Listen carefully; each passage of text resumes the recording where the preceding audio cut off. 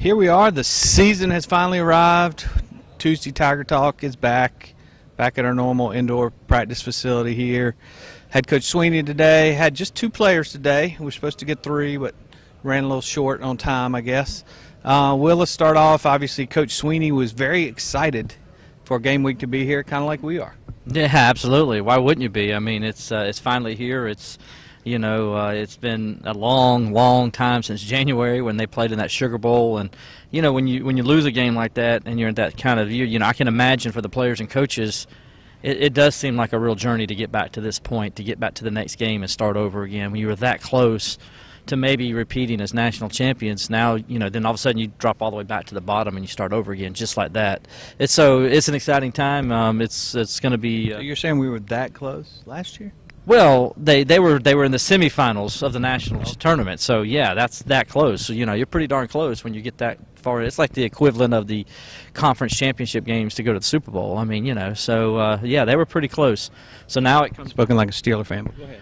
Yeah, because right now that's all the Steelers do, so good point. They just go to the conference championship game, but I'll take that right now compared to last year. But anyway, I don't want to go down that road, Robert. Come on, man.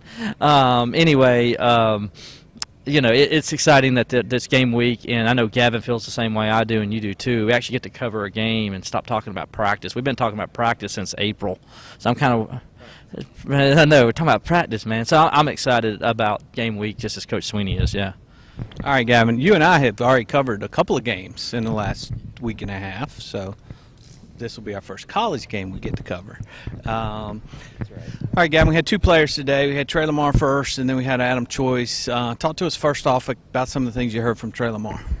Yeah, Trey talked about the biggest thing was the injury he suffered against FSU last year, caused him to miss the last 4 games of the season. He spoke and reflected a little bit about the rehab process and how on Saturday when he's standing out there at linebacker against Furman in Death Valley, he's just going to be thinking about what it took to get from where he was last year, the injury and missing time to get back, and all the preparation this off season to get to that point on Saturday where he's standing there and getting ready to play again. So he's really looking forward to that moment, and that was the biggest thing he talked about today.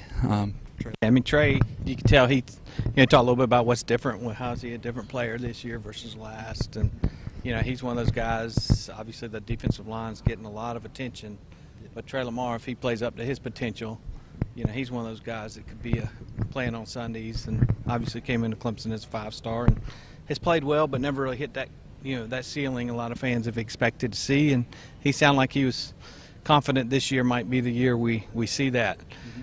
Will Dabo, talked about, gave a lot of praise to Furman, which he does. If we're playing the Sisters of the Poor, he would talk about how difficult a game it was going to be and how much he loved their coach.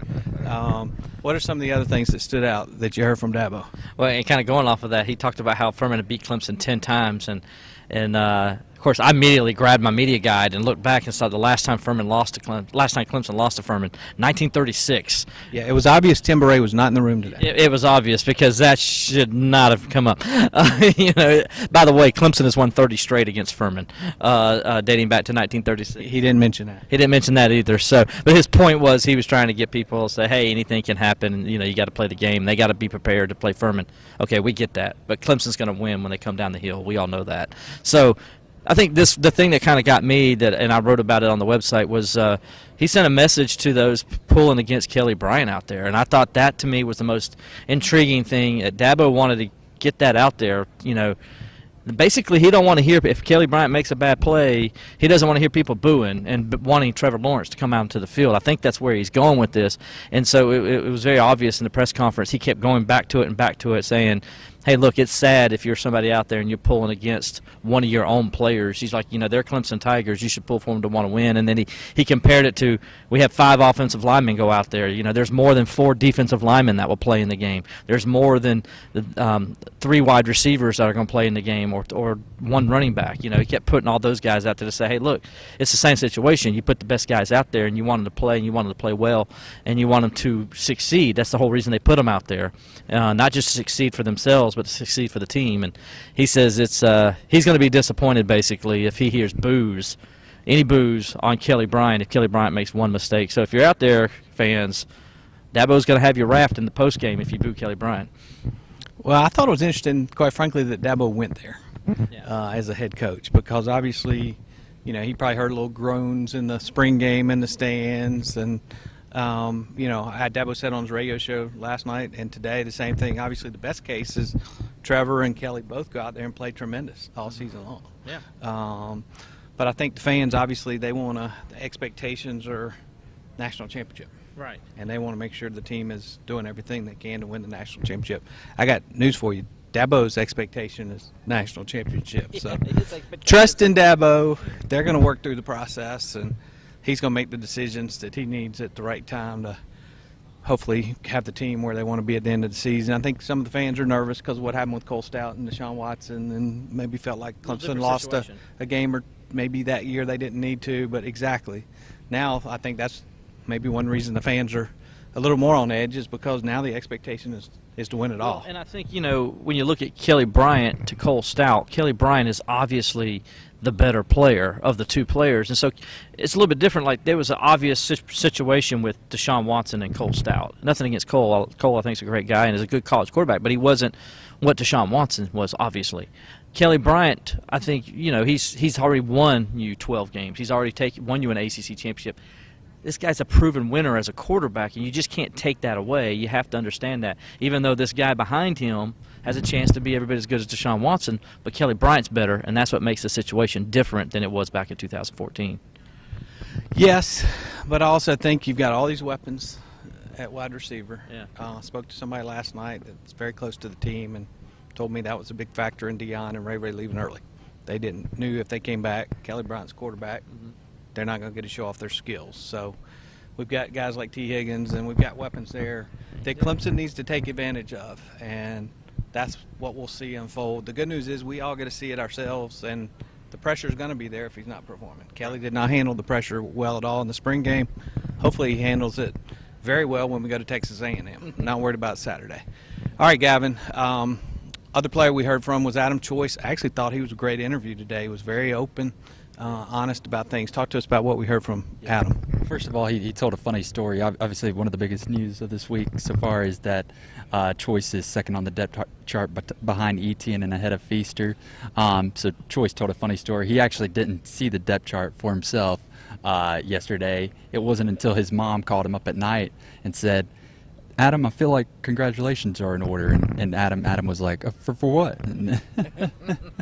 And then his mom was like, "Well, you're second on the depth chart." And he was like, oh okay, well, cool. So it was nice of his mom to read TCI. Yeah, absolutely.